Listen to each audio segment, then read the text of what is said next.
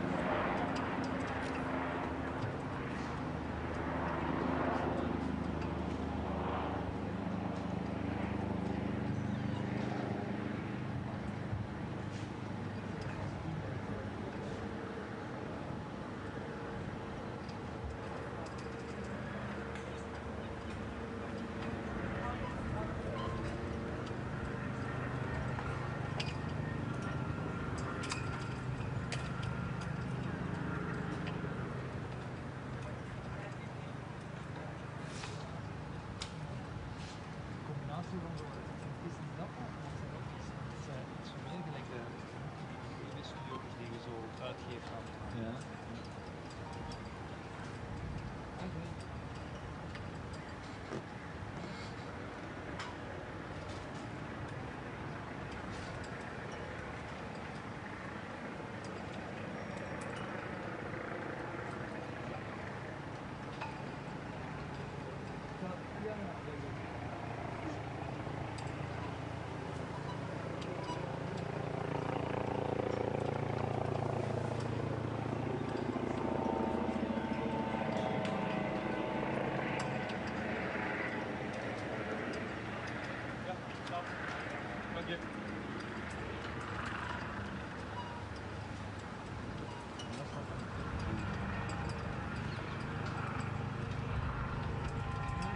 Dat zijn zo'n soort die mini, hoe noemen die weer al? Die dingen die in Spanje zijn. Die set, ja. Zo, maar dan ja, moet je heel dat en eigenlijk zo oppakken. Ja. Daar gaat echt heel veel naartoe en dan kan ik heel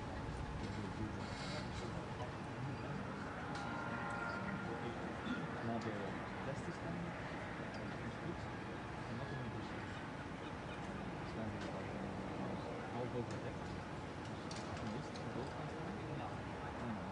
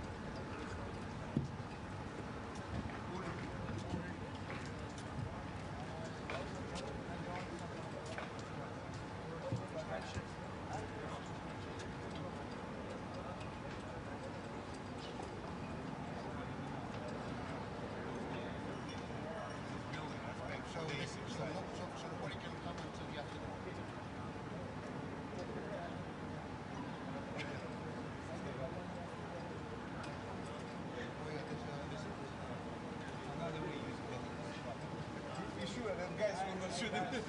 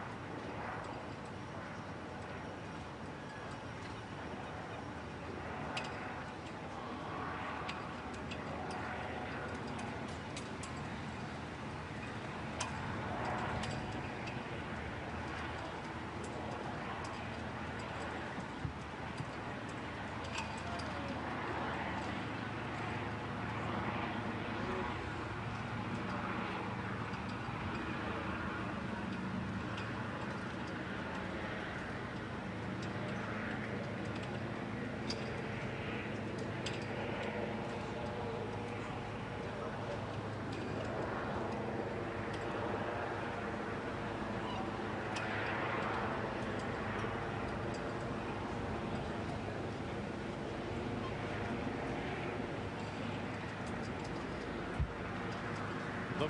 Hey, wacht. Kijk, goed.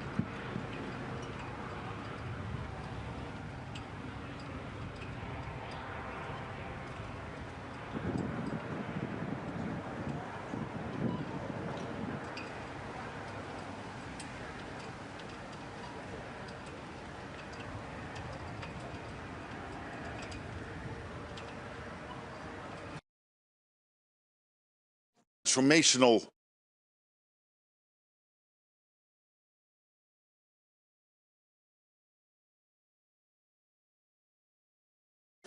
to indeed, given our long-term threat of Russia, but also the massive build-up of the military in China and the fact that North Korea, China, Iran are supporting the war effort in Ukraine. It's really important that we spend more, so that will be number one on the agenda today, a new plan when it comes to spending over the coming years. Of course, defense industrial production. We know that we are lacking a defense industrial base which is producing sufficiently. So we have fantastic companies, but they have to put in the extra production lines, they have to put in the extra shifts in making sure that we produce the ammunition and all the items we need. And Ukraine. We will big at the summit today, will be discussed making sure that Ukraine over the coming years will continue to count on the support of NATO countries to keep them in the fight, but also make sure that we can bring Ukraine to a durable and lasting peace. So a transformational summit, looking forward to it. And of course, hope to see you later today. I can now take a few questions and then at the end, we will see each other at the press conference. And I see that CNBC wants to start. Thank you very much. Sir. Steve Setting, CNBC, as you know, sir. Look, there's a lot of questions about Spain. There's a lot of questions about nations that do not feel they have the money in their budget to get to 2%, let alone 3.5%, let alone 5% in total as well. Do you fear that Spain could scupper this meeting and actually, sir, despite all your huge diplomatic efforts, incur the ire, the wrath of the United States? No, I don't. I'm not worried about that. Of course, these are difficult decisions. Let's be honest. I mean, politicians have to make choices in scarcity. And this is not easy because 7, 8 countries at the start of this year not at 2%. They will now reach the 2% this year. Many of those countries said we will do it somewhere in the 2030s. They've now committed to do it this year. And already we added in an aggregate of $1 trillion since 2016, since Trump 45 started his first presidency. But today, and this is the third stage, we will add trillions extra with this new plan. But of course, you're right. The countries have to find the money. It's not easy. These are political decisions. I totally recognize that. But at the same time, there is absolute conviction with my colleagues at the table that given the threat from the Russians, given the international security situation, there is no alternative. We've got to do this, really. Mr. Rutte, why won't Mr. Trump back Article 5? For me, there is absolute clarity that the United States is totally committed to NATO, totally committed to Article 5, and yes, there is also an expectation, which will be fulfilled today, that the Canadians and the Europeans will speed up their spending, making sure that we not only are able to defend ourselves against the Russians and others, but also to equalize. And this is fair, that we spend the same as the US is spending. Sir, yes. The big thing about Article 5 and the good thing about Article 5 is that it is clear that we defend each other when we are attacked. But you will always get all these questions, yes, but if this cyber attack or this hybrid attack, we never go into those details. General, you had dinner with Donald Trump yesterday. In what mood was he? And excellent mood, and the king and queen were hosting a fantastic dinner in this. And I was so proud to sit in that Orange Hall, which is basically exemplar. I'm a historian, so this is about the history of the Dutch Republic.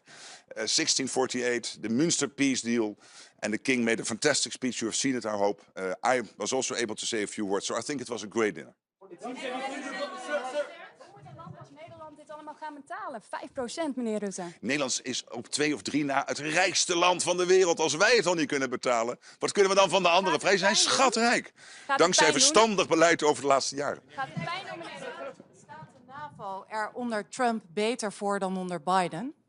Ik denk dat de NAVO na vandaag er sterker voor staat dan ooit sinds de val van de Berlijnse muur. Meneer Rutte, heeft u nog meer persoonlijke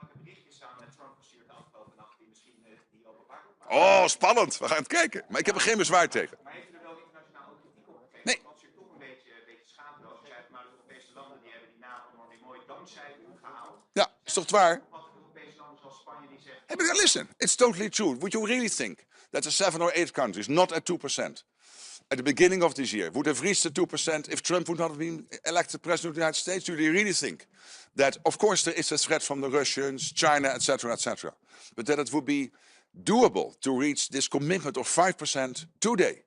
And I'm hopeful and cautiously optimistic we will get there. If Trump would not have been elected president, so I think what I said in the text message to him, totally fine that he published it, please, but totally fine that he published it, I think is a statement of fact.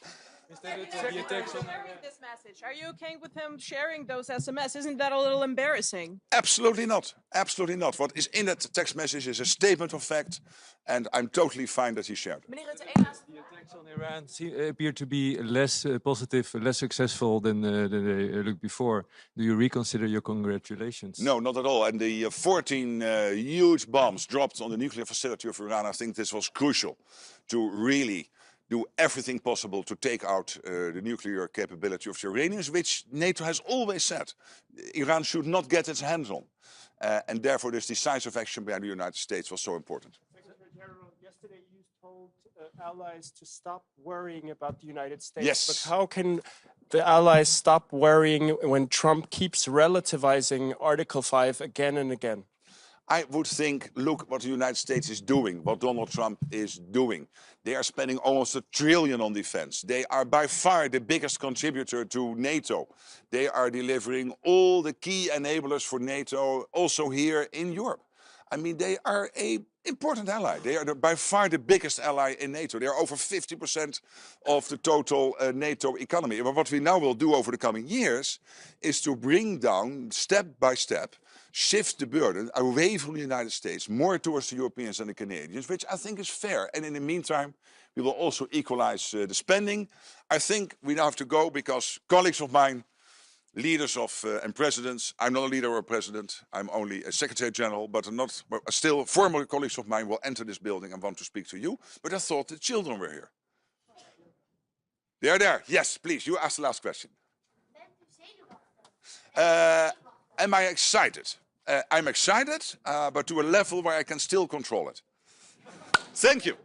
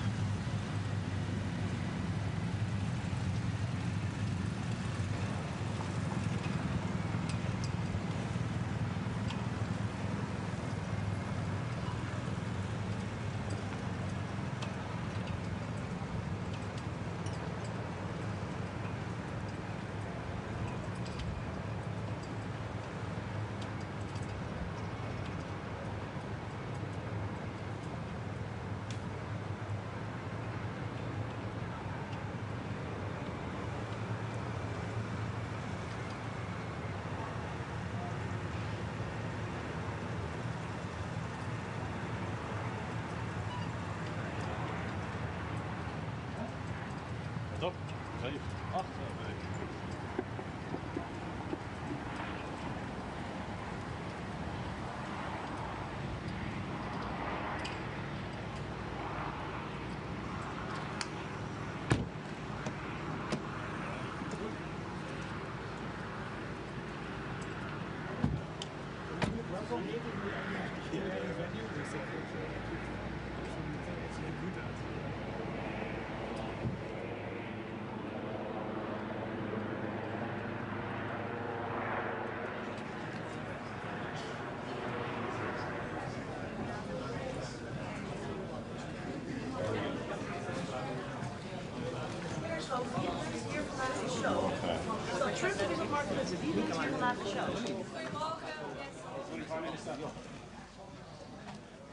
Good morning.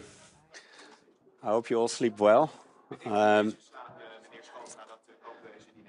Het was een prima diner. But let me first say something in English. We are this day. I hope it will be an historic day for the reinforcement of our alliance, and that we are going to work very good in our alliance on strengthening our deterrence and our defense. I think it's absolutely necessary, and to make sure that we share the burden more financially, but also in our military tasking. As the Netherlands is concerned, we want to achieve two things today. Unity on the decision for the 3.5% and 1.5%, and at the same time make sure that we really ramp up also our defense industry, so that we're capable to strengthen our defense in itself. And that behind the backdrop of what's happening in Europe with the Russian aggression war going on in Ukraine. And at the same time, I want to say that I'm proud that the NATO Summit is in The Hague, and that all the people living in The Hague, they share the burden also a little bit. And I'm very proud of everybody, the police, the military, all the volunteers and professionals that are working to make this day quite a success. Thank you. So do you fear that unity that you crave, that you said is absolutely pivotal, can happen at this meeting, given the fact that we already know that your friend Pedro Sanchez of Spain actually has said that Spain cannot get to those levels? Do you think that unity will happen today? Yeah, I'm absolutely sure. Because what you agree on is that we need the capabilities. As Spain said, they think they can manage it with another amount of financing. We think we need the 3.5% and 1.5%. So I think we still share we will deliver unity today. Absolutely. How confident are you that all the allies will actually be able to implement the 5% by 2035? I think we can. It's still a long time. I mean, it's in relation to our security, 10 years is quite a long time. So I think we should all step up our defense spending, and we should reach the 3.5% and 1.5%. But what's important is that defense spending is related to the capabilities we defined we need to make sure we get our deterrence and our defense in the right position. I will switch to Dutch. Ja, dat is moeilijk te zeggen. Er zijn verschillende opties om de uitgaven te doen, maar ook aan te kijken op welke manier je het uiteindelijk financiert. En wat we als kabinet hebben gezegd en ook in het parlement hebben gezegd en ook daar met elkaar hebben afgesproken, is dat elke keer jaar op jaar wordt bekeken hoe we de stapjes kunnen zetten naar de 3,5% en 1,5%. Meneer Schoof. Het zijn miljarden.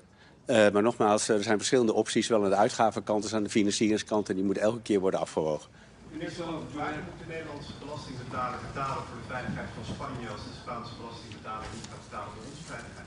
Uiteindelijk betalen we denk ik allemaal voor onze gezamenlijke veiligheid in Europa.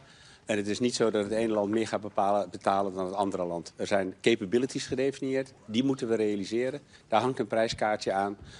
Als dan een land op dit moment denkt dat ze dat met een ander prijskaartje doen, dan kan je nog steeds zeggen dat je unity hebt over datgene wat je wil bereiken. En dan zal de tijd leren wie er uiteindelijk gelijk heeft. Maar wij denken dat de 3,5% en 1,5% nodig zijn om dit te bereiken. Is 2035 niet te laag? De Baltische Staten zullen misschien zeggen dat is na de oorlog. Ik zei eerder al dat 2035 is 10 jaar vanaf nu gerekend. Dat is best een lange tijd. Wij het ook hebben nu over onze veiligheid. Maar er is ook steeds sprake van een periode. Nu is onze afschrikking nog steeds op orde. Maar waar we ons zorgen over maken is de geweldige opbouw van de Russische militaire capaciteit. Zowel aan zeg maar de hoogte van de Oekraïne, maar ook überhaupt langs de hele oostgrens. Ze spenderen onvoorstelbaar veel geld op de militaire industrie. En dat betekent dat we de komende jaren echt moeten zeg maar bijfinancieren, zou je bijna moeten zeggen, om te zorgen dat we onze afschrikking en onze defensie op orde houden. But if it's only about capabilities, as Spain says, why do we need the 5% at all? And why wouldn't other countries also say, let's not pay the 5% because we will fulfill the capabilities? No, but the percentages are related to the capabilities.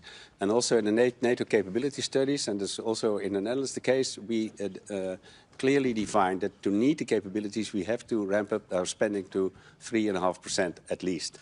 So that's what we think and what NATO thinks. And I think that's important.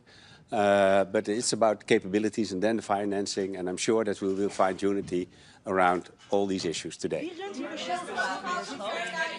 Should be there any consequences to Spain if they don't reach the target spending the 2.1%? Oh, it's much too early to talk about any repercussions. I mean, today is an important decision-making process. And I'm sure we find unity about the decision process. That's important. That's what also the Secretary General worked on also the last few days. So I'm sure and confident that we reach that unity and that we ramp up our defense spending, that we ramp up our defense industry, and therefore can deliver to the people in Europe deterrence and defense and peace and prosperity. Premier Schoof, even in het Nederlands. Article 5 means when somebody attacks you, NATO will help in defending. Donald Trump says there are numerous definitions. Do you think that's the case? No, Article 5 is very clear. Thank you. I'm just going. I will now walk to the Dutch press. Yes, thank you very much. Oh, you come over here. Meneer Schoof, wie runt hier vandaag de show? Is dat Trump of is dat Mark Rutte? Nee, dit is de NATO. Dus dit is een vergadering van alle regeringsleiders, van alle 32. En gezamenlijk besluiten wij vandaag wat we gaan doen. Ja, maar toch is het zo dat Mark Rutte gisteren ook naar Donald Trump heeft gestuurd. Eigenlijk alles wat nu is gelukt, die 5%, dat komt door u. Dus dan is Trump toch degene die de show runt? Nou, ik denk dat Trump een belangrijke bijdrage heeft geleverd door te eisen dat de balans meer zoeken op de uitgaven en daarmee naar die 5%. Maar uiteindelijk heeft elk land zijn eigen afweging gemaakt en staan we gezamenlijk voor het ophogen van die 5% om te zorgen dat we uiteindelijk de Russische agressie, maar ook vrede en veiligheid in de wereld kunnen garanderen. Maakt u zich zorgen over het feit dat Trump zich wel gaat houden aan artikel 5? Nee, ik denk dat ook Trump en Amerika zich gewoon houdt aan artikel 5. Artikel 5 is vrij helder. Heeft Trump daar gisteravond tijdens het diner nog iets over gezegd? Heeft u hem gesproken? Nou, we hebben elkaar kort gesproken, maar dat ging over andere dingen dan over artikel 5. Is er nog een afspraak gemaakt tussen de twee, tussen Trump en Zelensky, om elkaar vandaag te zien? Ja, voor zover mij bekend hebben zij vandaag nog een ontmoeting na de North Atlantic Council. Oh, waar hebben ze die? Dat moet u mij niet vragen, daar ga ik niet over. En is er tijdens het diner ook nog gesproken over de tweet van Rutte naar Trump? Nou, een aantal regeringsleiders vonden het opvallend dat het berichtje wat Rutte had gestuurd aan Trump meteen openbaar werd gemaakt. Maar er is ook een commentaar van Mark Rutte daar zelf over gezien. Wat vond u daarvan? Nou, er stond niks verkeerds in volgens mij. Maar vond u het niet een beetje te veel? Nou, het is belangrijk, denk ik, dat ook aan de president van Amerika werd aangegeven dat we vandaag gewoon eenheid bereiken. Maar was het niet een beetje in de overdrive? Nou, iedereen heeft zo zijn eigen woorden die ze kiezen. En die heeft gisteren ook volgens mij de speeches van Rutte en de koning ook bij het diner kunnen horen. En het is denk ik belangrijk dat ook de president van Amerika weet dat we vandaag gewoon die eenheid kunnen bereiken op die 5,5 of die 3,5%. Maar hoe viel dat bericht bij de rest van de wereld? Kan Nederland niet het goede voorbeeld geven aan landen als Spanje? Ja, maar de vraag is niet of we schatrijk zijn. De vraag is of we bereid zijn te zorgen dat we de capabilities op orde hebben. Dat kost geld. En daar heeft Nederland, ook in het Nederlands parlement, brede steun voor gekregen om die positie ook vandaag te kunnen innemen. Daarom ga ik ervan uit dat niet alleen Nederland, maar alle landen de verklaringen zullen steunen die we vandaag met elkaar willen bereiken. En dan dus ook vandaag een historische dag wordt in de reinforcement, zoals ik net zei, van de NATO-alliantie. Alleen Nederland moet nog wel een miljarden daarvoor gaan vinden. Nee, maar alle landen moeten die miljarden daarvoor gaan vinden. Maar we hebben allemaal de bereidheid uitgesproken om dat te gaan doen. En er zijn verschillende manieren waarop je de uitgaven zeg maar, ten opzichte van elkaar kan wegen. We hebben ook in Nederland, ook in het parlement gezegd, je moet je integraal wegen. En er zijn verschillende manieren waarop je ook naar de financiering kan kijken. Meneer Schoof, vreest u voor het humeur van Trump nu de aanval op Iran een stuk minder succesvol lijken? Nou, ik vond hem gisteren buitengewoon zeg maar, relaxed en goed gehumeurd. Dus ik ga ervan uit dat hij, als hij goed geslapen heeft op het paleis en het ontbijt goed is geweest, dat hij ook op de North Atlantic Council met een goed humeur aanschuift. Vindt u ook niet dat er wel heel veel aandacht is voor Trump hier? We hebben het zelfs over hoe hij slaapt. Ja, nou ja, dat vraagt u mij. Ik bedoel, Nee, maar goed, daarom vraag ik genereer die aandacht show. niet. Dus de secretaris-generaal van de NATO, Mark Rutte, is voorzitter van de vergadering. En dat is ook maar voorzitter is wel iets anders dan de baas. Nee, maar hij is de voorzitter van de vergadering, dus hij zorgt dat we dit allemaal in goede banen leiden. Dus toch nog even over Trump. Hij postte natuurlijk een berichtje op social media gisteren over Sanchez opnieuw. Hoe moet dat nou straks gaan met die ontmoeting tussen Trump en Sanchez? Heeft u daar een beetje buikpijn van? Nee, ik denk dat we vandaag unity bereiken, omdat we uiteindelijk ook Spanje zich bereid heeft verklaard de verklaring vandaag gewoon te ondertekenen. Maar we hebben Trump eerder bezig gezien in de zaal met andere wereldleiders om zich heen. Het kan toch voor een verrassing gaan zorgen. Zeker, maar laten we er nou vanuit gaan dat het nou vandaag net allemaal iets anders gaat. Maar we gaan het allemaal zo meteen zien. Ik ga ervan uit dat we in de 3 uur die we hebben overeenstemming bereiken en de verklaring daarna kan worden uitgegeven. En uiteindelijk het allerbelangrijkste is dat we naar die verhoging van de defensieuitgaven gaan, omdat we daarmee de burden-sharing tussen de Verenigde Staten en Europa beter in balans kunnen brengen. En uiteindelijk datgene waar denk ik de mensen in Europa ook recht op hebben. Ervoor te zorgen dat we vrede en veiligheid kunnen realiseren. Gezien de toenemende agressie van Rusland in Europa en de oostgrens. Is er genoeg aandacht voor Ik doe nog 1 vraag. Vragen u en andere Sanchez om zich een beetje gedijst te houden om een clash met Trump te voorkomen? Ik denk dat dat niet nodig is. We hebben goede afspraken gemaakt in de hele voorbereiding. Er is eindeloos over onderhandeld. En ik ga ervan uit dat we vandaag het belangrijke besluit, denk ik ook door velen al als historisch gezien, hier in Den Haag, toch in de stad van vrede en recht, kunnen nemen om te zorgen dat NATO sterker wordt. En daarmee defensie en veiligheid veel beter kan worden gerealiseerd in Europa en in de wereld. Dank u wel, tot ziens. We staan nu bijna in de split.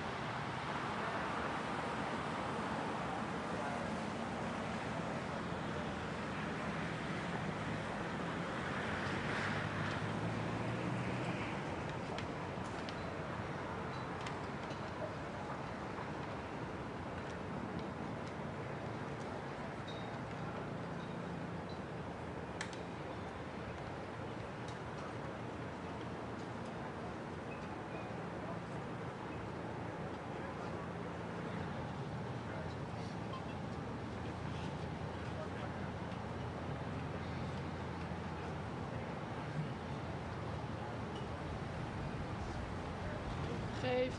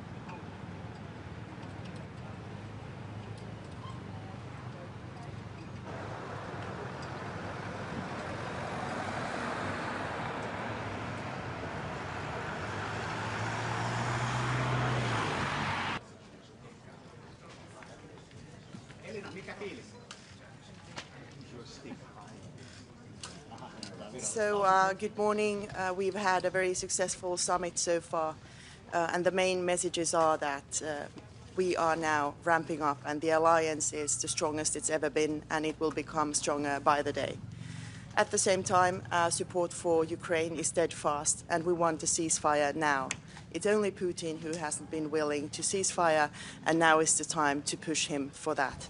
And our strategy is threefold. First of all, obviously ramping up our own defence and deterrence for the security of the free world. Second, putting pressure on Russia. And here we need to work as individual countries, as the European Union, United States. We are hoping for the sanctions package, which is in the Senate, to go forward, hopefully next week. And third, of course, keep on aiding Ukraine, who is fighting for each and every one of us. So thank you so much. Looking forward to a fruitful day today. Minister, do you feel that actually unity is going to be hard to achieve today, and actually the United States is going to be incredibly upset at the behaviour of some nations which are struggling to get to 2%, let alone even promising to get to 3.5%? Well, first of all, it has to be said that unity at a lower level is much worse than discussions at a much higher level where we are now. I sense a very strong unity around the fact that we are going to reach 5% of defense spending. We are going to build a strong defense industry which covers the entire alliance with no room for protectionism of individual countries. And at the same time, of course, each country has their own concerns on how to reach the targets, but we will be easily fitting those in. And what has to be noted, again, we are in a much stronger situation now than we've ever been before. Minister, how concerned are you about the somehow unpredictable definition of Article 5 by President Trump? Well, you see, Article 5 is quite clearly spelled out in the Washington Treaty, and that is something that NATO relies on. And I am so certain that President Trump is also 100% behind it. At the same time, once Article 5 is activated, like we saw, the only time it has been activated for the help of the United States, it is, of course, political decisions by all the allies on how they want to contribute. And now, let's get the facts straight. We are so much stronger now with the capabilities we have today, the capabilities we are going to have tomorrow, that if such a situation would ever occur, we would be so much stronger together than ever before. And at the same time, of course, we are doing this to deter from war. So that's what we are working on.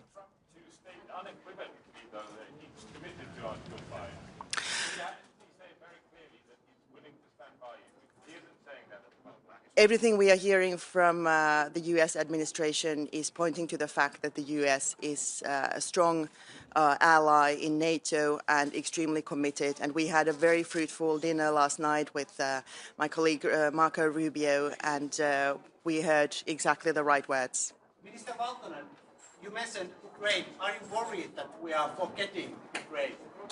Well, nobody is forgetting Ukraine. We actually had a very good dinner last night with our colleague Andrei Subia from Ukraine, and now I'm going to sit down with him together with my Nordic colleagues. And there's steadfast commitment to further strengthening Ukraine in its defense for its freedom, liberty, and the democratic values which it stands for. Do you believe that Donald Trump will defend every single ally, regardless of what they're spending on defence? Or do you think he's going to attach his ability to defend countries on whether they're meeting the new NATO spending target? Everything we hear from the United States is that they are extremely committed, and there is no doubt whatsoever. At the same time, Europe is ramping up now massively, so the alliance is so much stronger than it's ever been. Thank you so very much.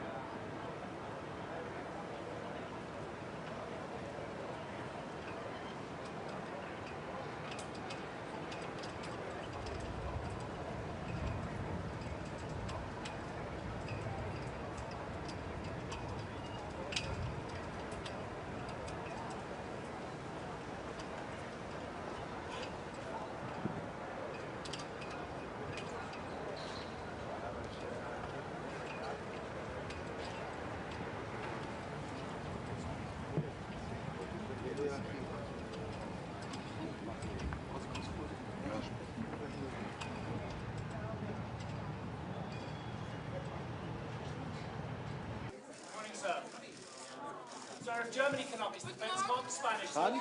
So if Germany can up their defence to reinvigorate the Bundeswehr, why can't the Spanish? I don't know, but I think they will. But do you think the Spanish will get anywhere near 3.5%? I'm convinced. My colleague Margarita. Convinced there'll be unity today, sir? Yes, I am, absolutely.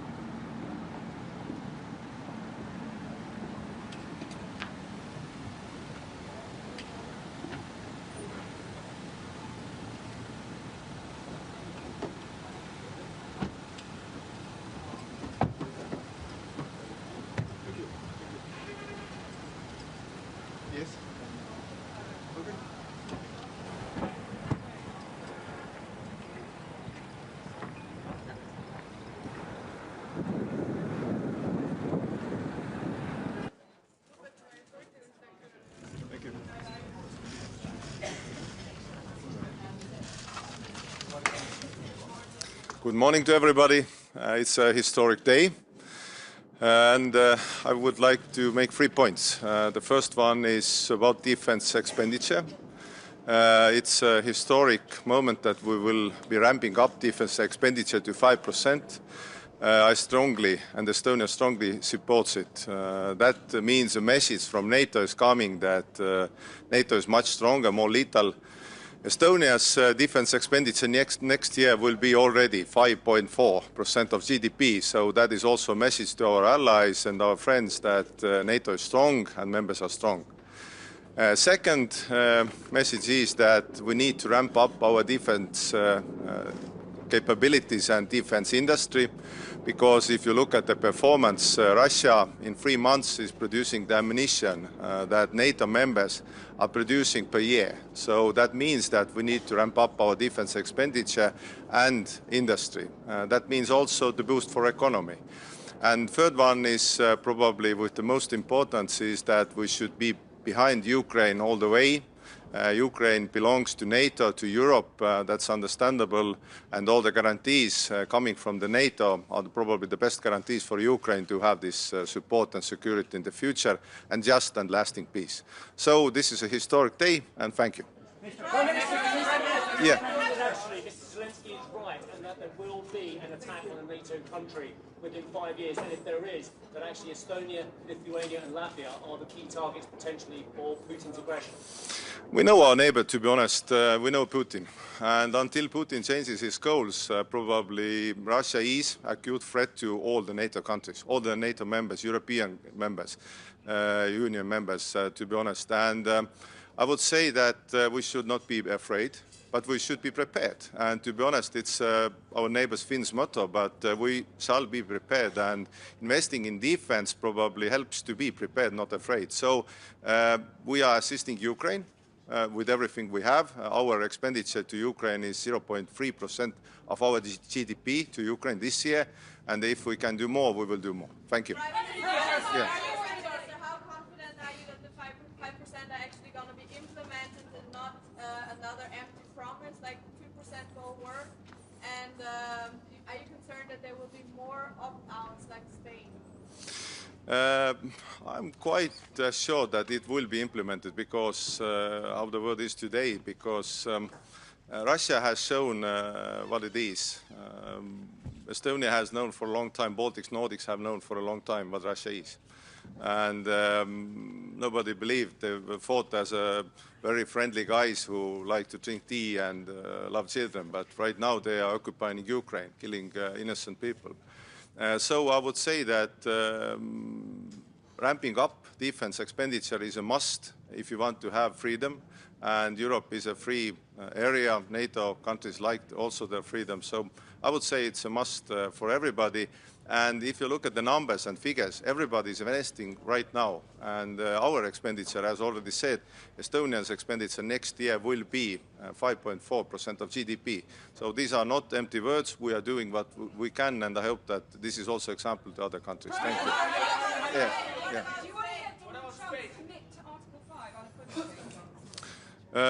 Absolutely, but I would say that for me Article 5 is absolutely working, and I would say that every time also the states needs our allies and our assistance, we will be there. Thank you.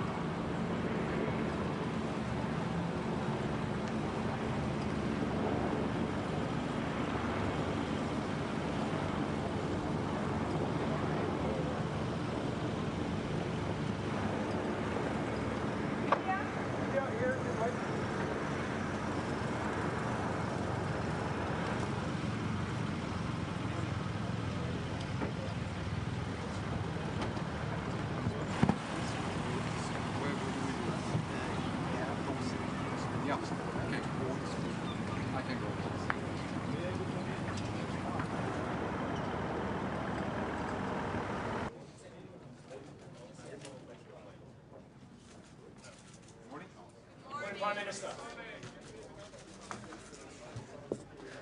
So, Prime Minister, I'm sorry. this is the length of this meeting is really not indicative of the historic dimension. I think, you know, we are connecting the dots now in NATO by getting the resources necessary to deliver on the capabilities. That's the important part.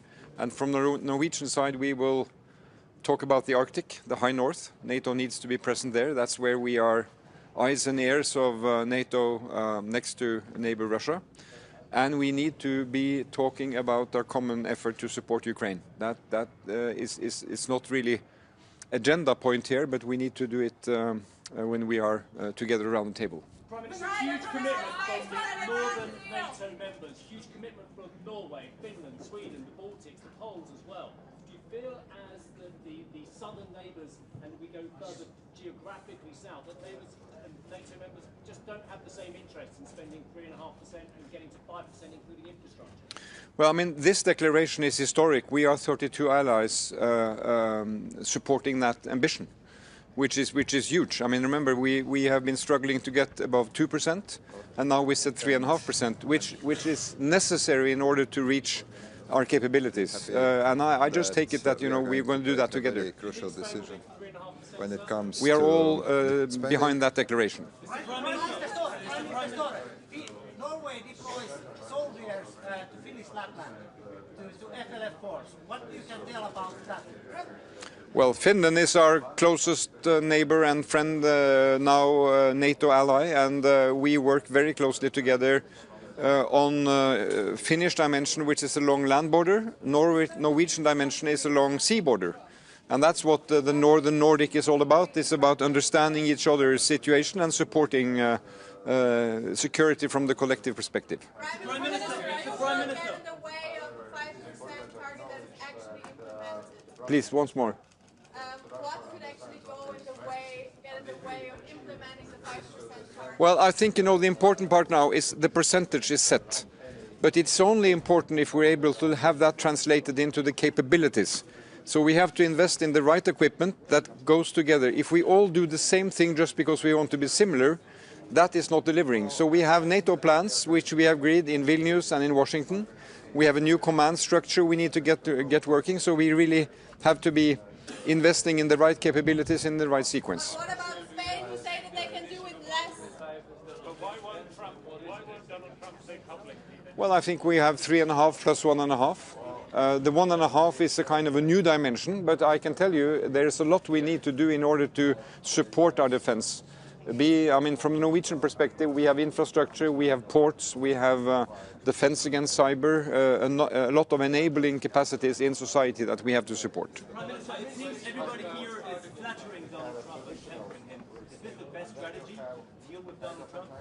I think we have to deal man to man, woman to woman, woman to man. We have to be allies. But everything revolves around his ego. You know, we deal with our allies as close friends and partners, and that goes for all. Prime Minister, Thank you. Are you worried about Mr. Trump's somewhat ambiguous comments on Article 5? Do you think it's still working? I take it the US is 100% behind NATO obligations and Article 5. Thank you.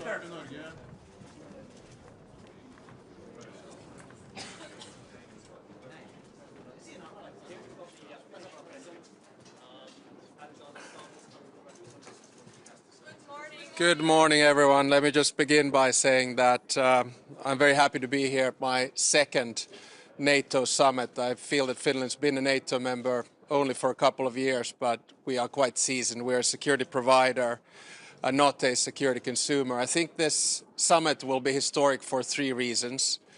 The first reason is that we go back to the roots of the alliance. In other words, functioning as a collective comprehensive defense system to deter Russia. The second one is that we go back to the defense expenditure levels of the Cold War, 3.5% plus 1.5. And the third reason is that I think we're witnessing the birth of a new NATO, which means a more balanced NATO, and a NATO which has more European responsibility. So in that sense, I'm really looking forward to the conversations that we have. Mr. President, you joined NATO after decades, centuries of brutality in order to face down the Russian threat because you believe there was an Article 5 assurance. Do you have concerns that Article 5 remains the same as when you joined and what you thought it meant? I do not have any concerns about that. And for us, defense is based on two very simple pillars. One is a strong, independent defense that we've been working on over decades because of the Russian threat. And the second one is NATO's Article 5, of which we are, of course, a strong part because after the war in Ukraine, NATO has doubled its border with Russia through Finland. So we have responsibility and we have full trust in Article 5. Wait, one at a time. We'll go like this and that. Yeah. How many times will you have to play golf with Donald Trump until he stops relativizing Article 5? I don't think President Trump is relativizing Article 5, and golf is a good way to discuss business. Does President Trump see Putin as the biggest threat to the NATO alliance? If we look at today's declaration of 5 points, it is quite clear that the number one threat to Europe and the alliance is Russia. We are not building up our defense expenditure because we are worried about any other European states. Finnish media. Speaking of the age of restlessness during the last 3 years that we're living through, do you believe that in during your presidency, your lifetime, Europe is actually going to be able to relax and enjoy peace again?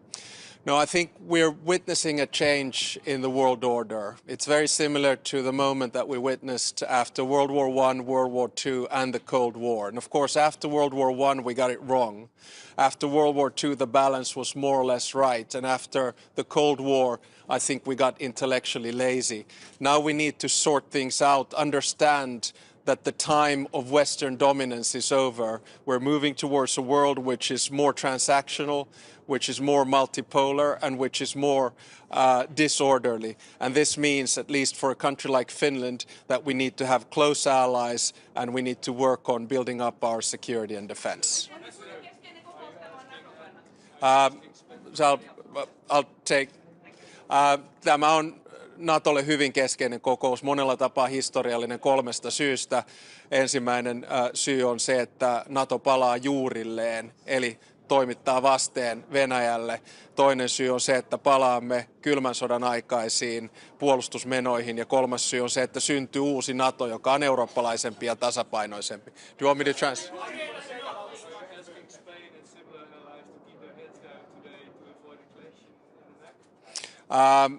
I don't think we're going to see a clash. I mean, I've seen the order of dialogue coming up, and I'm very confident that we'll get through this. Remember, this is a big win, I think, for both President Trump, and I think it's also a big win for Europe. But I'm actually taking his space. Thank you very much.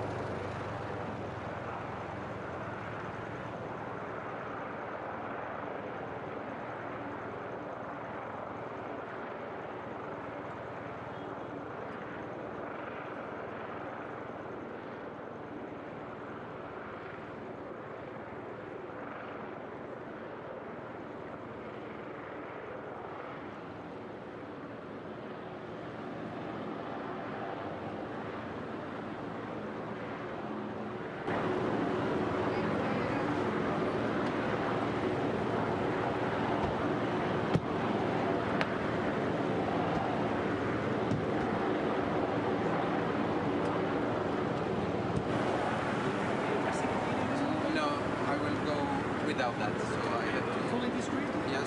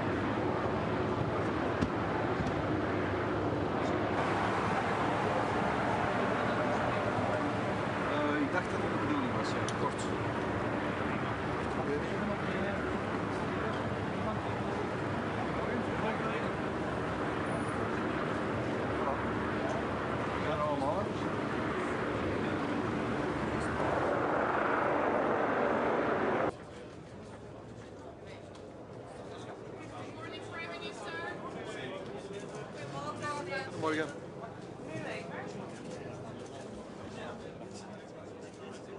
What are you expecting from today's declaration on the 5%? Will there be more opt-outs also from Belgium, from the Spanish model? I would like to underline that there are no opt-outs whatsoever. Everybody accepts the same text. It's a matter of interpretation.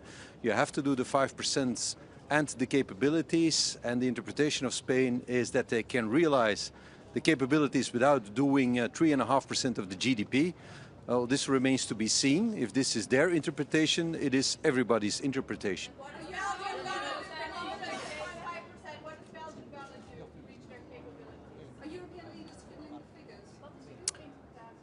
We're not fiddling the figures. I think 3.5% in 10 years' time is a realistic objective. It won't be easy to get there, but it is what NATO has decided as necessary to be ready for the threat that comes from Russia on one side, and the other side there's also the burden shift, the reality that the United States is focusing on the Indo-Pacific theater, and that we as Europeans should take care of ourselves.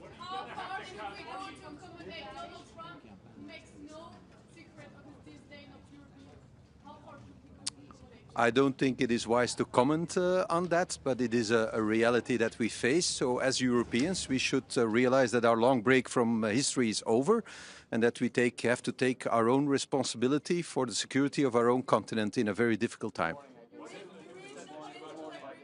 Sorry?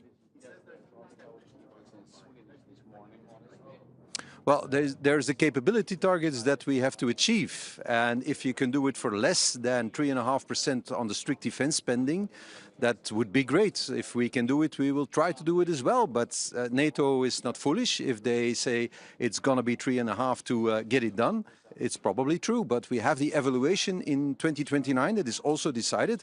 We'll see how the world looks like in 5 years' time. Not all at the same time. There can be no discussion on Article 5, I believe. It is crucial that Article 5 is not subject to interpretation. Ja, wij hebben niet gedaan wat we moesten doen. We zijn lang een beetje een freeloader geweest binnen de NAVO. Er zijn nog andere landen die de 2% niet hebben gerealiseerd. Daarom was het voor mij belangrijk naar hier te komen met de 2% gerealiseerd. En ook een strategische visie om dat ook daadwerkelijk vorm te geven. En wij hebben ook al een plan om boven de 2% uit te stijgen in de komende jaren. Wij hebben op dit moment nog geen planning voor de 3,5%, maar we hebben wel afgesproken na deze NAVO-top om daar terug over samen te zitten. We hebben 10 jaar tijd, we hebben een vrij budgetair traject en we hebben uiteraard de mogelijkheid om, als we onze capaciteiten kunnen realiseren voor minder, van het ook voor minder te doen. Meneer De Wever. Wel, dat is een vraag die vele regeringsleiders zich op dit moment stellen. Wij hebben tijdens de Koude Oorlog altijd dit soort cijfers gerealiseerd, maar we zijn dat al tientallen jaren niet meer gewoon. Dus dat betekent dat wij zeer moeilijke beslissingen moeten nemen. We hebben wel een timeframe gekregen om dat ook effectief te doen. En ik hoop dat ons dat zal lukken. Wel, er is voorzien in die 1,5% dat daar natuurlijk alle mogelijke weerbaarheidsuitgaven ook in rekening kunnen worden genomen, ook voor infrastructuur.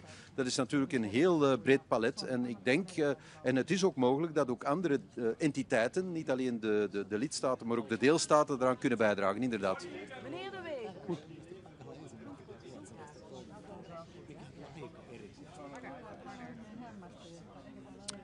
Het diner was nu niet van een aard dat wij allemaal heel serieuze besprekingen met elkaar hebben gehad. Dat was eerder een opwarmertje voor wat er vandaag moet gebeuren. Dus dat is gezellig verlopen. Meneer De Wever.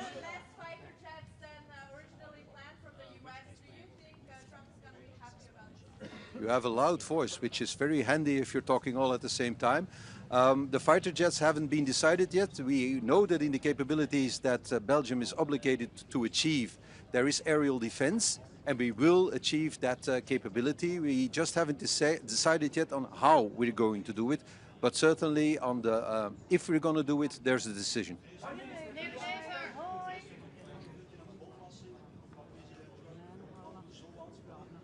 Well, ik zal dat zien, maar ik ben daar eerlijk gezegd niet bang van. En als die er komt, dan zal ik er ook niet van onder de indruk zijn, eerlijk gezegd. Well, dat zal ik zien, hè. Dat hangt er vanaf. Ik weet niet of dat ik die ga krijgen, die bolwassing. We zullen dat wel zien. Maar ik maak me daar helemaal niet zenuwachtig over. Wij zijn een autonoom land en wij zijn geen kolonie van een ander land.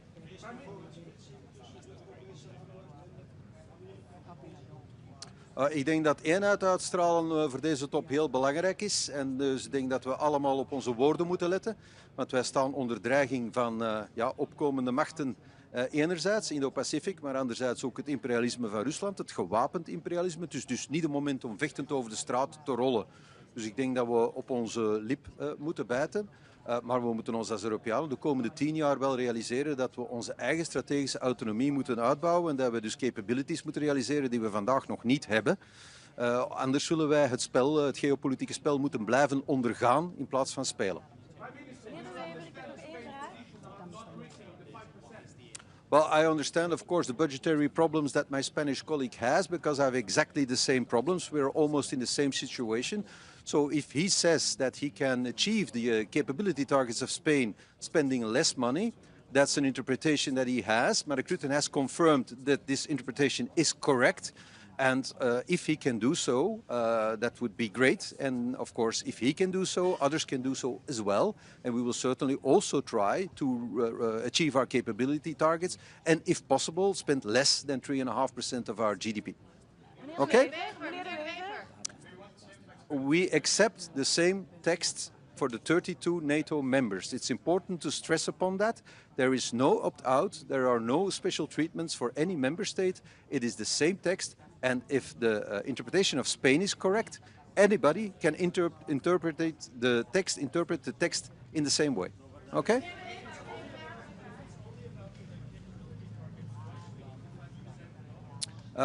Because, of course, the strategists of NATO have calculated the amount of money needed with the prices of today to achieve the capability targets, and that should be around 3.5% of GDP of all the NATO member states to actually get it done. And I guess these people are not foolish, they know what they talk about, so probably they're right. It would be great to see that you can do what is calculated to be 3.5 for 2.1. as Pedro Sanchez has said. If he can do so, he's a genius. And of course, geniality inspires people. Okay?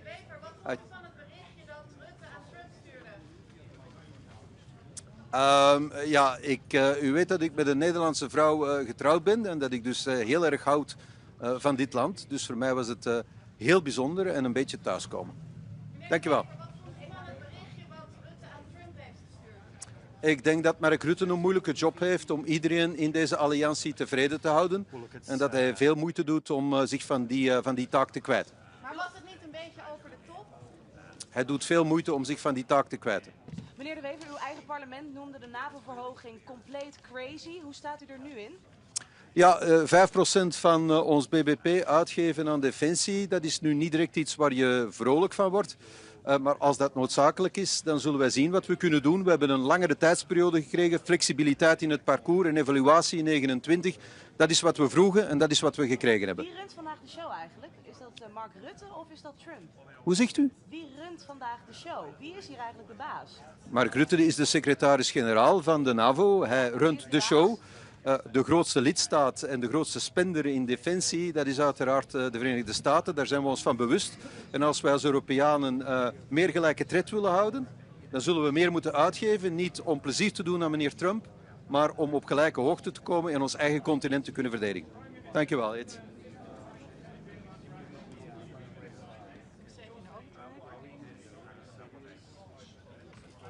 I'm not saying that I'm not going to spend 3.5%.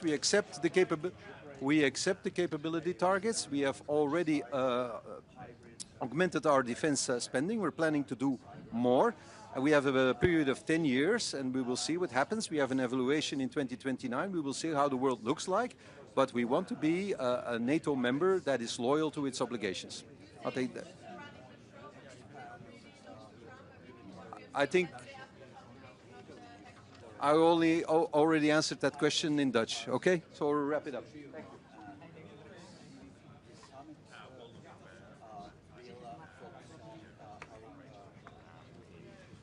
His custodianship of NATO, he had big shoes to fill, but I think he's doing a really good job in what is his first year. Thank you.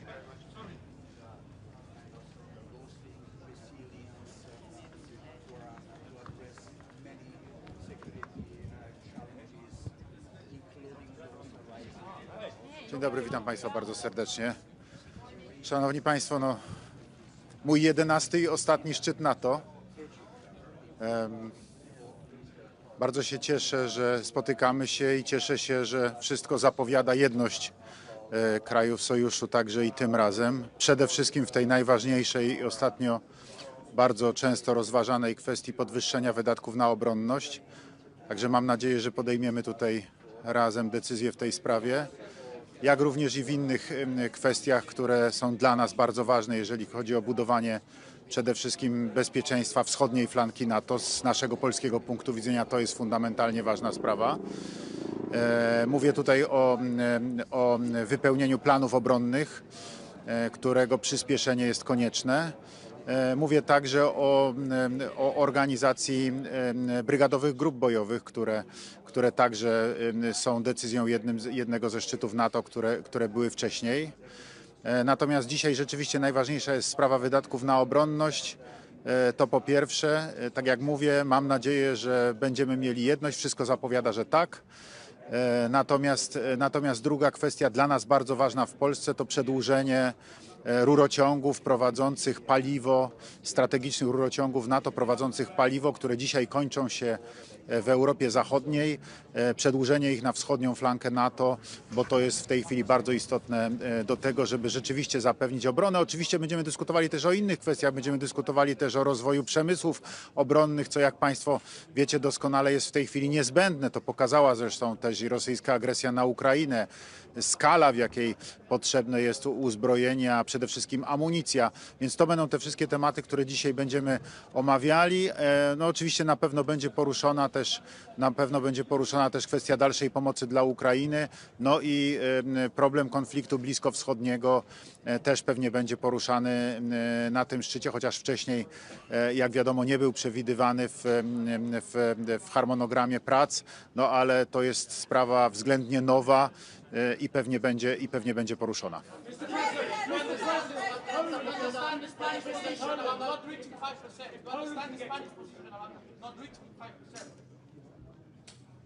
Mr. President, if Poland can get to 5%, why can't other countries get to 5%? What is your message to those countries, and do you think it endangers the alliance, sir? Could you repeat the question? Yes, sir. Poland, of course, is making great strides to get to 5% and beyond as a percentage of GDP and its military spending. If Poland can do it, why can't other countries? What is your message to those other countries? Do you fear that it endangers the alliance and the US involvement if they don't get to 5%? Precisely, I was the first leader who put this topic on the table. That was in March in the White House when I had a meeting with President Joe Biden. And I said to President, we have to increase military spendings in allied countries because it's absolutely necessary. We have to spend as much money for defense as we spent, as NATO countries spent during the Cold War. Because it's necessary. You see the threat of Russian potential aggression. You see the Russian imperialist policy, and this is absolutely necessary. So that was the first moment. Then in April 24, I talked with President Donald Trump in New York, in Trump Tower. The president was a candidate for the election.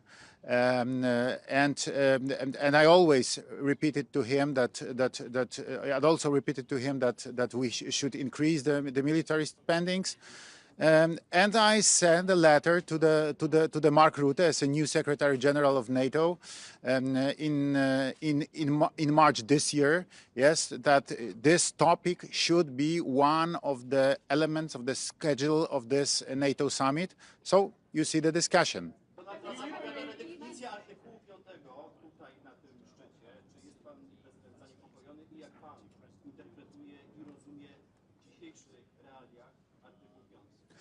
Szanowni Państwo, no, dwie są podstawowe zasady w NATO.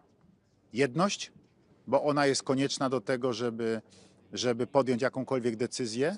Jeżeli podejmiemy decyzję o 5%, to nie ma dyskusji pod tytułem, czy ktoś wydaje, czy ktoś nie wydaje. Wszyscy mają obowiązek wydawać. Artykuł 5 jest jasny i wyraźny i oznacza kolektywną obronę. I nie ma tutaj żadnej dyskusji wokół tego artykułu.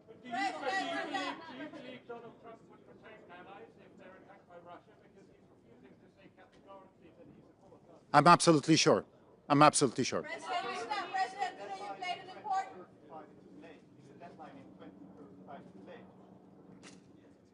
You know, it's difficult to say. Of course, I prefer to have it much earlier, yes, in 2030. But, you know, this is policy. President played an important role in reaching the 5% declaration today, hopefully. How do you feel about Mark Rutte giving all the credit to Donald Trump yesterday in his private text messages? You know, the position of the President of the United States is the strongest in the alliance. So I understand that without the support of and without the leadership of Donald Trump, it would be impossible.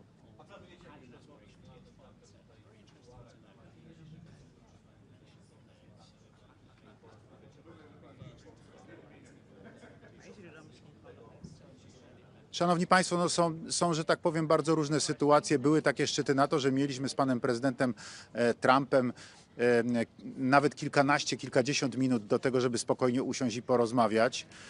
W bardzo, bym powiedział, wręcz takich prywatnych warunkach. Trudno jest mi dzisiaj powiedzieć. Na pewno będziemy mieli jakieś interakcje, no bo będziemy razem na sali, będziemy na pewno rozmawiali w trakcie szczytu. Natomiast czy będzie taka możliwość, żeby usiąść spokojnie, to zależy od bieżącej sytuacji po prostu. Why would that in 10 years you guys before the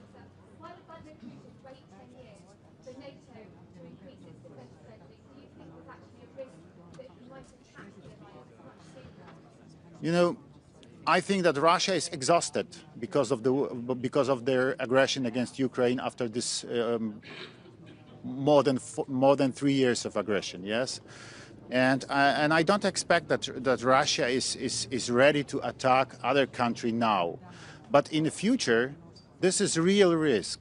So we have to prepare ourselves. We have to increase our defense, our spendings on defense, because it's absolutely necessary for our security and for a future. Mr. President, do you believe that you Thank you. Polish leadership will be committed?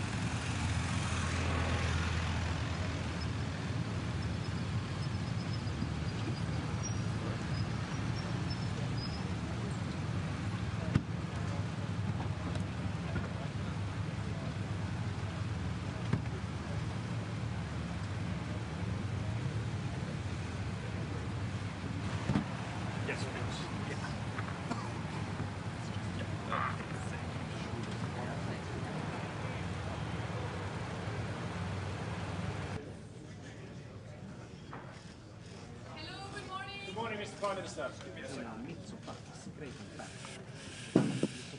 Good morning. Let me start by, first of all, as a country at the outer edge of the Eastern Mediterranean, welcome the ceasefire that was brokered by President Trump between Israel and Iran. But at the same time, let me express my firm belief that permanent solutions can only be found through active diplomacy. At the same time, it's important not to forget the other aspects of this regional crisis. It is absolutely necessary that we implement a ceasefire in Gaza, that humanitarian aid flows into Gaza. This is a big component of a permanent solution to the problem of instability in the region.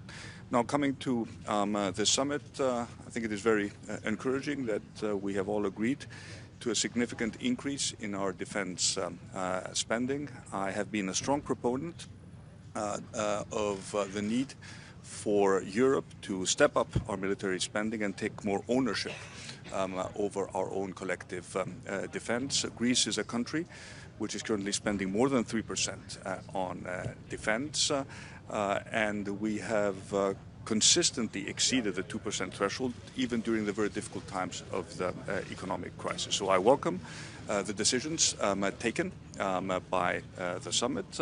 I hope that all member states will do their part, because at the end of the day, this is an alliance which is based on trust and on fair burden sharing.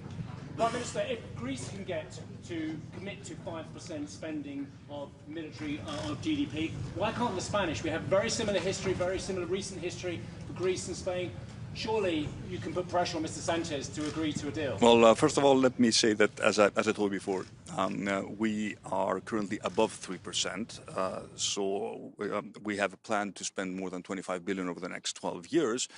So we will reach the 3.5 plus 1.5% threshold by 2035. But the point of an alliance is to make sure that there is a fair burden sharing, and that there is no sense that certain countries are sort of free riding on the defense commitment of other countries. So I think it is important to understand that these targets, I think, should be binding, and they should be binding for all 32 members of the alliance. Thank you.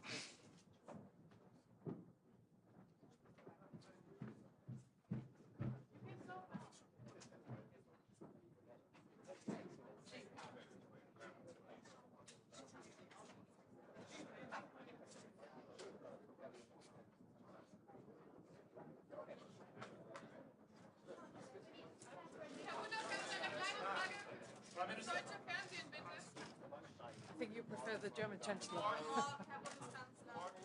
Wir sehen einem historischen NATO-Gipfel entgegen. Ich möchte zunächst einmal dem Generalsekretär Mark Rutte herzlich Dank sagen für die Vorbereitung, die sehr gute Vorbereitung dieses NATO-Gipfels. Wir hatten gestern Abend bereits Gelegenheit, mit den Staats- und Regierungschefs zu einem Abendessen zusammenzukommen und über verschiedene Themen miteinander zu sprechen.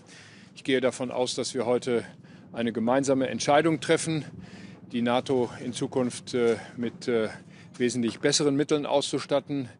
Wir werden einen Beschluss fassen, dass die NATO in Zukunft 3,5% und 1,5% zusätzlich für die Infrastruktur zur Verfügung stellt für unsere Streitkräfte.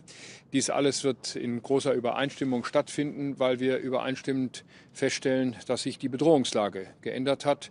Und die Bedrohung heißt insbesondere Russland. Russland bedroht nicht nur die Ukraine, Russland bedroht den gesamten Frieden, die gesamte politische Ordnung unseres Kontinents. Und deswegen will ich herzlich Dank sagen, dass wir in dieser großen Solidarität in der NATO heute zusammenkommen. Ich will ausdrücklich sagen, die Entscheidungen, die wir treffen, treffen wir nicht, um irgendjemandem einen Gefallen zu tun, sondern wir treffen diese Entscheidungen aus eigener Erkenntnis, aus eigener Überzeugung, dass die NATO insgesamt, und dies betrifft vor allem den europäischen Teil der NATO, in den nächsten Jahren mehr tun muss, um die eigene Verteidigungsfähigkeit zu sichern. Und deswegen gehe ich mit großer Zuversicht heute in diese Beratungen und freue mich darauf, die Kolleginnen und Kollegen in der NATO zu treffen. Herzlichen Dank.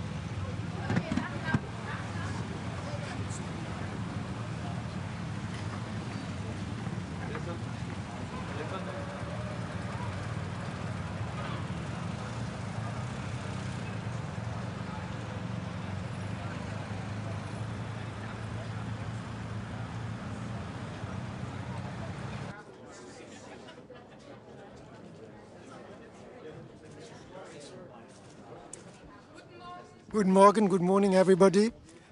You know, NATO was founded some 75 years ago to defend international law, human rights, the rule of law, and I think this is more important than ever today at a time where we are living in, where we are seeing fundamental geopolitical changes. And in this context, it is quite impressive to see this unity among the 32 members of NATO. I think Europe needs to be a strong pillar of NATO, and that is why, independent of percentages, it is important that we strengthen our military capacities, but moreover, our general security. That goes cyber security, our competence to manage space, satellites, and indeed my country, Luxembourg, has some know-how in that area. So we need to put everything together so that tomorrow NATO will be a strong defense alliance, make sure that we can protect the way of life of our citizens, and to do that together with the United States is of course an asset, because there are many around us who do not like the way of life we have. So I'm happy to be here and to support this common effort for more security. How truly committed is Donald Trump to NATO, you think? The fact that the President of the United States is here today is a strong commitment, I think, to NATO. But he keeps threatening to pull out from his NATO obligations. I'm here to listen to the President of the United States and to all of the other colleagues. Being together is already something important that we witness here today.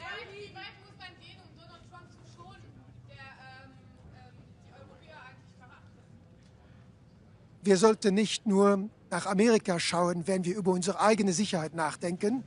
Rund um Europa gibt es vieles, was nicht in Ordnung ist zurzeit.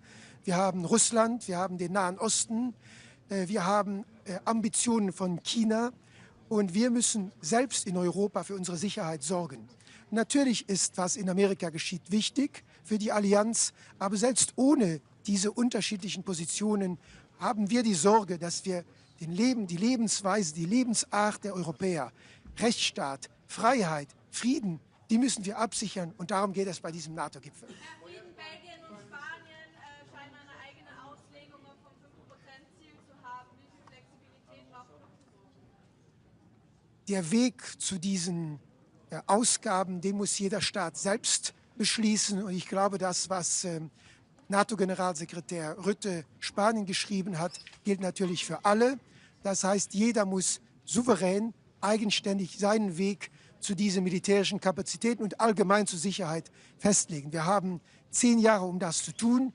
Und ich glaube, da muss jeder seinen Weg finden, auch angesichts seiner geografischen Lage und seiner Geschichte. Vielen Dank.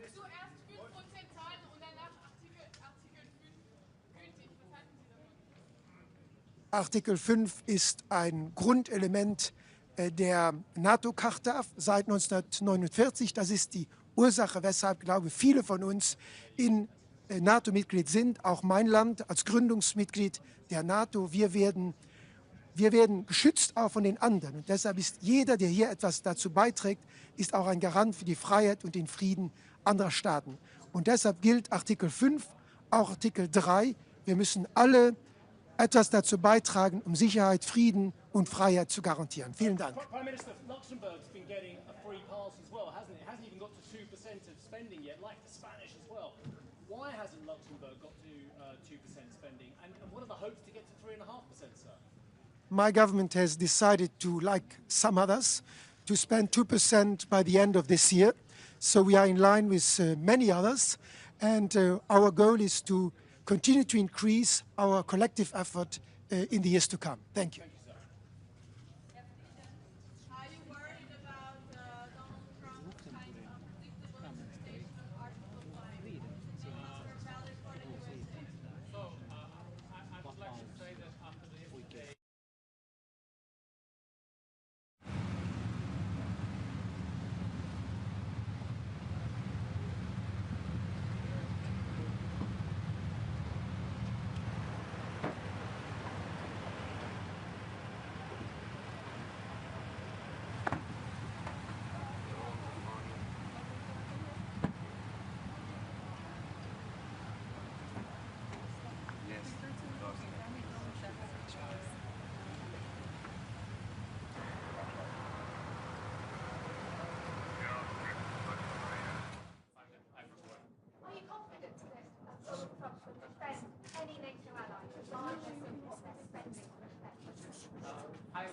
but I'm afraid that the Russia might have stood, so we have to get ready and spend 5% of spending on that.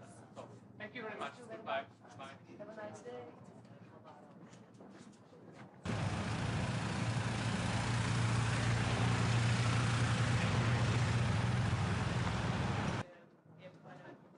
Estar, como disse ontem Marco Rutte, bom dia, na mensagem que trocou com Donald Trump e que tornou pública nas redes sociais.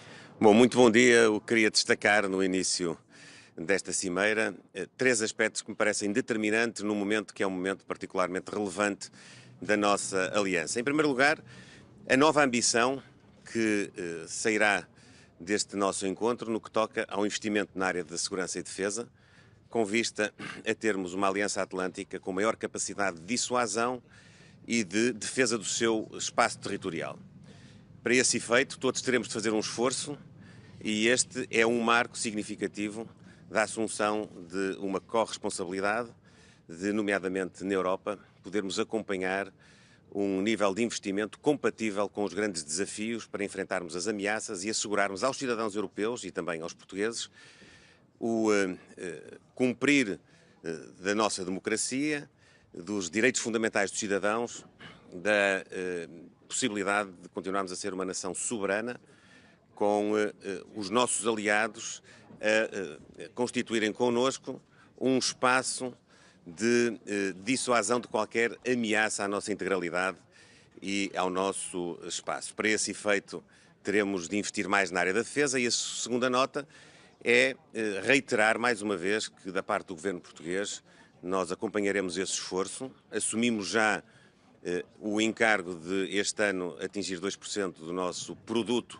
em investimento na área da defesa, um investimento que continuará nos próximos anos, dentro de um contexto de equilíbrio que não porá em causa nem a nossa situação financeira, nem as nossas responsabilidades com todos os serviços públicos que constituem as respostas sociais aos nossos cidadãos e dizer que olhamos para esta nova etapa não propriamente como a assunção de maior despesa por si só, mas de maior investimento.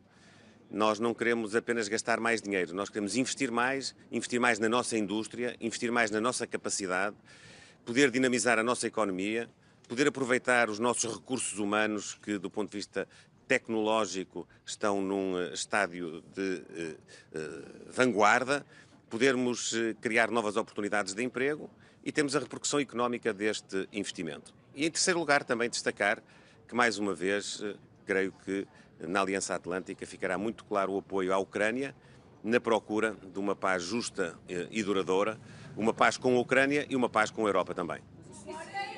Donald Trump fez com que Portugal chegasse aos 2% já este ano e se compromete com os 5%. Não, nós temos uma perspectiva de poder ter um investimento nos próximos 10 anos que estimamos possa gerar um consenso agora na Cimeira, não quero já antecipar as conclusões, de se poder atingir 3,5% do produto, mas aquilo que é importante para nós salvaguardar é que nós faremos isto com equilíbrio, de forma progressiva, conciliando todas as nossas responsabilidades, nomeadamente a estabilidade financeira e, por via dela, também a responsabilidade que temos de assegurar às portuguesas e aos portugueses todas as respostas sociais e, portanto, não prejudicar nenhum dos nossos eixos de política pública com o reforço deste investimento.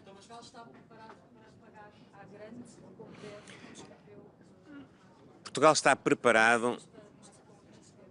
está preparado para ser parte de uma cimeira que marca uma nova fase, que garante a unidade da Aliança Atlântica, que garante a solidariedade entre a Europa, os Estados Unidos, o Canadá, que garante que nós, em conjunto, poderemos continuar a assegurar aos nossos cidadãos que os seus direitos, liberdades e garantias estão salvaguardados, que podemos ter as nossas democracias a funcionar e que podemos ter uma capacidade coletiva de enfrentarmos as ameaças que pairam sobre nós a vários níveis, não só do ponto de vista territorial, mas também do ponto de vista tecnológico. Nós hoje temos ameaças que são mais difíceis, muitas vezes, de percepcionar, mas que todos os dias temos diante de nós, nomeadamente no ciberespaço, nomeadamente naquilo que são, hoje, contextos de perturbação do normal funcionamento dos regimes democráticos e que existem, efetivamente, e para enfrentar essas ameaças nós precisamos desta solidariedade. Muito obrigado e bom trabalho. Obrigado.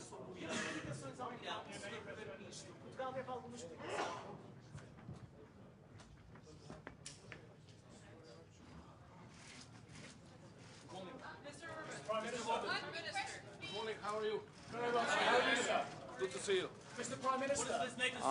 You are the Hungarians over there, okay. Mr. Prime Minister. Yeah. Are we moving to 5% from Hungary's point of view?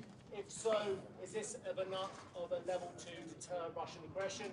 And is NATO creating more problems in its relations? Too long. The question is too long. Sorry. Okay, Come back to the 5%. Yeah. With one precondition. So we are able to do it. It's not easy, but the whole calculation of budget regulation of European Union must be changed. So if we keep the regulation as it is, nobody in the European Union is able to fulfill 5%, whatever they say. So we have to recalculate everything in a different method. In that case, we can do. Aren't you fiddling the figures? Sorry? Aren't you fiddling the figures? Creative accounting. You like it? Mr. Orban, isn't it concerning that our global security depends on one man's ego, Donald Trump's? I don't think so. The international order is more based on common sense. And the President of the United States is a man of the common sense. As you have seen just recently, to manage the conflict between Iran and Israel. So he's the man of common sense.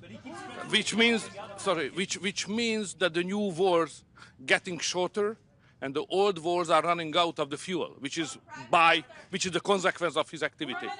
Sorry. Who will run the show today? The biggest threat to Europe. Is Putin the biggest threat to Europe? Biggest threat to Europe? Losing the competitiveness. That's the real threat, not the real threat is not security-wise, it's economic and losing our competitiveness on the global trade. That's our problem. Do you think that Russia will be mentioned? Donald Trump's leadership towards NATO. Sorry? What do you think of Donald Trump's leadership? Welcome back. Do you think he deserves as much credit as Mark Rutte gave him in his private text messages yesterday? Styles are different in many countries. Mr. Prime Minister, do you expect Russia to be mentioned? Sorry. Do you expect that Russia will be mentioned as a threat or an adversary in a final stated after this summit? It's always mentioned like that. Do you support it? I think Russia is not strong enough to represent a real threat to us. We are far stronger.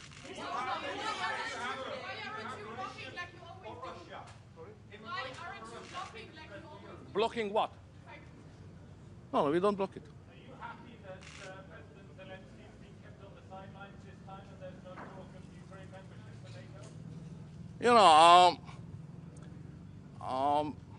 NATO has no business in Ukraine.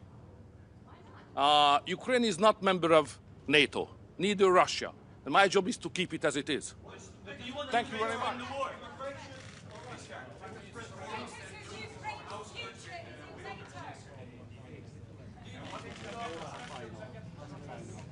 Good morning. It's always good to talk after Victor. First of all, I would like to say that this is a very important meeting, and this is not about the technical details or about the decisions of secondary importance. I think we should choose the motto, make NATO great again. And in the center of this ambition is 5% level of spending. 5% do not deter. The percentages do not fight on the battlefield, but they must be translated into the cash, and the cash should be translated into real capabilities. We have to admit we are lagging behind of Russia. And Russia is producing much more equipment and ammunition as we taken together. So for Baltic countries, for the Lithuania I represent, it's pretty clear that we even don't need the transitional periods. We are ready to do our job right now. 4% this year, And next year we intend to spend 5.25% of our GDP, keeping that level of spending until 2030. I would like to extend my gratitude to President Donald Trump, because without his engagement, I can imagine that we would discuss probably the level of 2.5% with no clear outcome and positive outcome. Probably those discussions will lead to nothing. So sometimes the external pressure of our biggest ally is very useful in order to get the point, to understand the, how to say, heat of the moment and to do our job.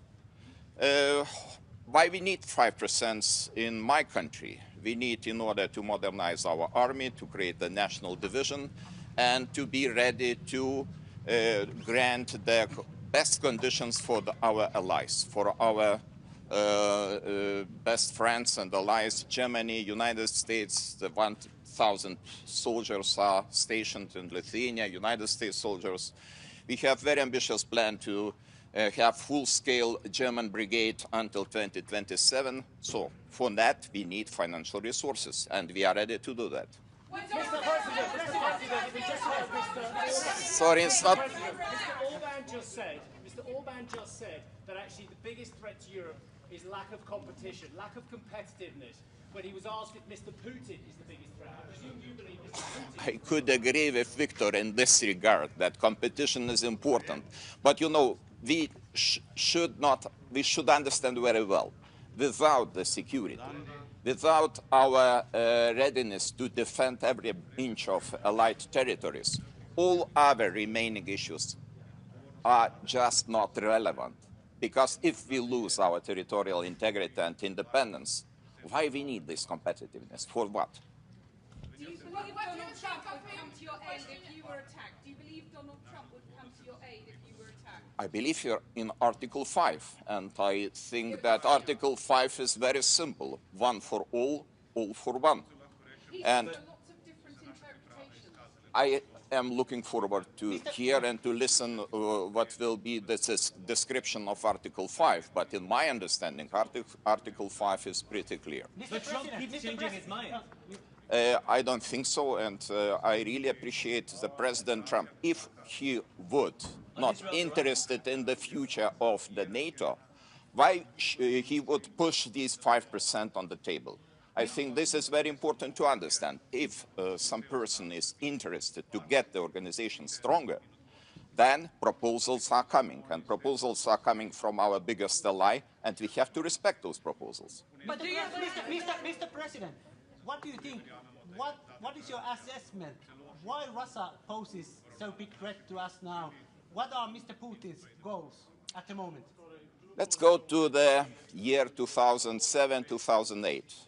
Mr. Putin said that the largest tragedy of 20th century was the collapse of Soviet Union.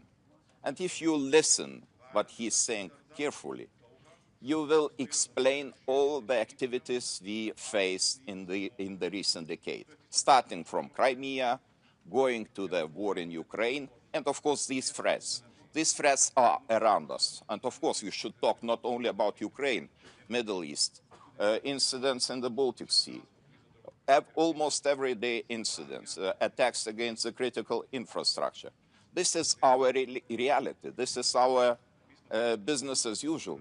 And this is because of Russian activities. And of course, close ally Belarus, because Belarus is another issue, and we have very long border with Belarus, and we face another kind of hybrid activities, for example, in the form of illegal and instrumentalized migration. Mr. President.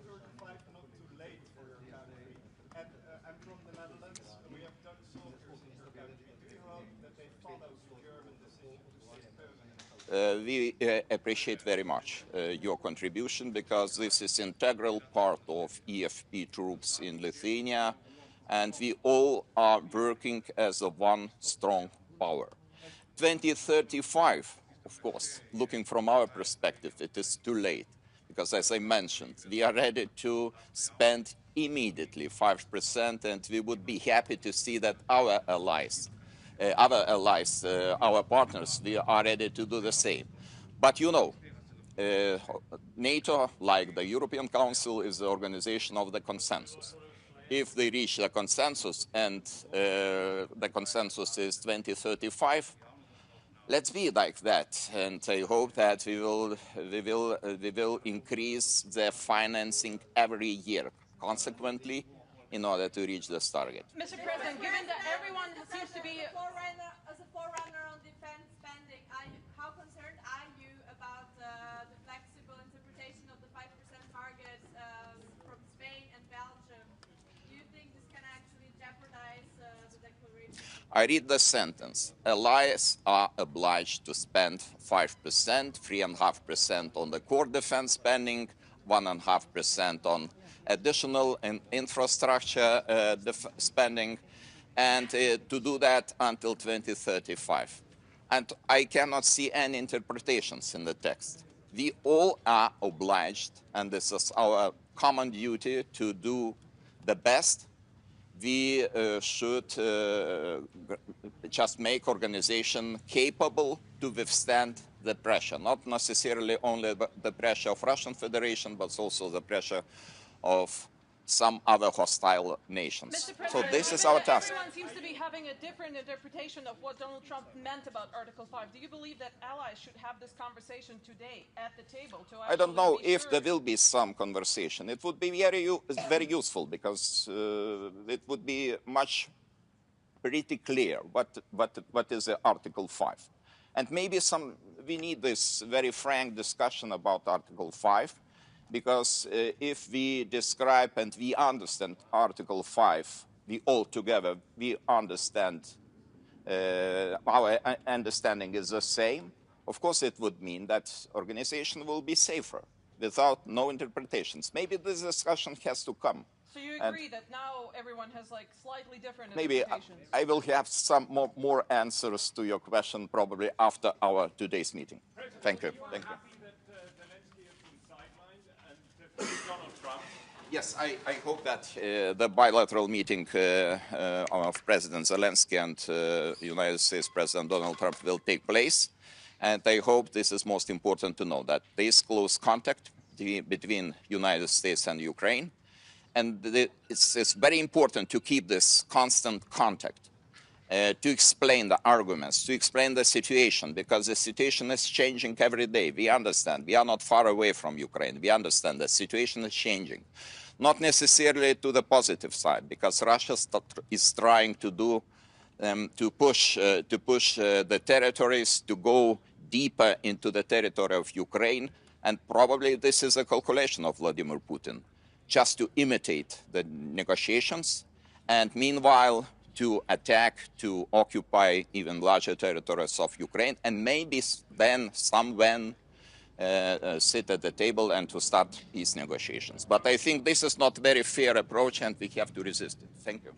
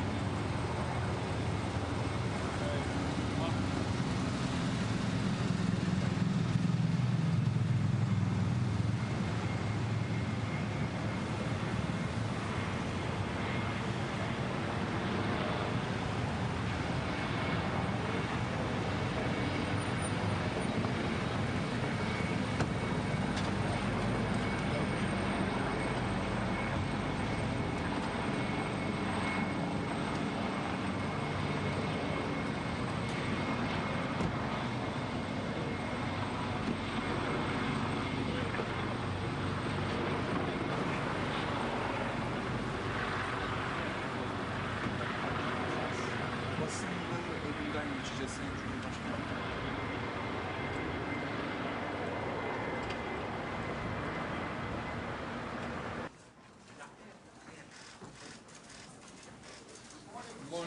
Mr. President. Good morning. Good morning, Mr. President. Where are you going to hold the summit next year? Good morning. Good morning. Mr. President, do you like to repeat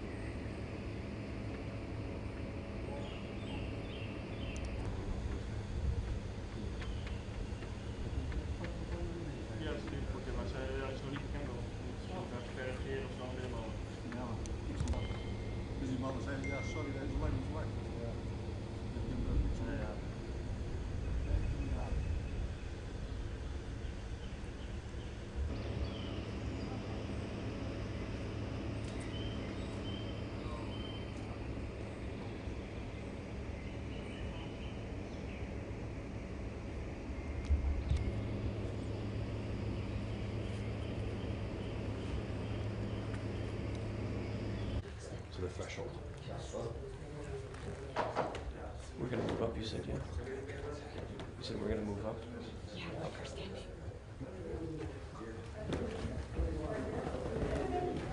Good morning, sir. We'll start right here, and in 3, 2, 1. Somebody that's actually asking. Can you believe it? Thank you. That's amazing. So I'll also. That's the picture we want. Yeah. Well, I hope you slept well. It was great. Yeah? Thank you all very much. Thank you very much. Wonderful. But actually, just to tell you, that's you. Mostly.